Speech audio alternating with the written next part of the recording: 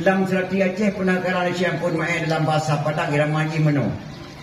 Nabi Adam diciptaan Tuhan dari tanah, Siti Hawa dari tulang rusuk Nabi Adam.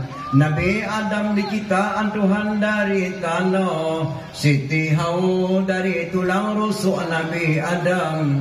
Sebelum umat manusia ada di bumi, Adam dan Hawa ada dalam syurga. Nyan kekarang di siang pun dalam serati Aceh menandakan Adam dan Hawa manusia pertama di dunia. Pakan di Aceh kepegang molek ke Nabi Muhammad, hantar pernah kepegang molek ke Nabi Adam.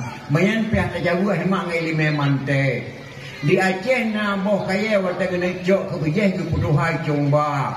Contoh boh jagung, boh timun, boh labu, boh pi ke putuhai comba hana ke paile. Wate katuha ke boh naru, boh meru, boh pinang ru, boh pala ru, boh pi ru, boh jagung ru. Nyan mandung boh kaya ke putuhai comba ke boh naru mandung. Pakan diu ka kebalinan uri hana ke uru. Nah, diu kari adiji.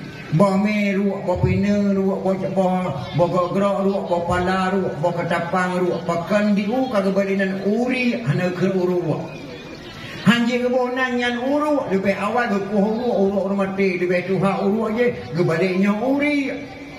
Pakan kepegang maulid Nabi Muhammad hana kepegang maulid Nabi Adam. Muhammadinil awalin wal akhirin, Muhammad yang lebih awal dan Muhammad yang lebih akhir. Maka kepeganglah memperingati maulid Nabi besar Muhammad sallallahu alaihi wasallam.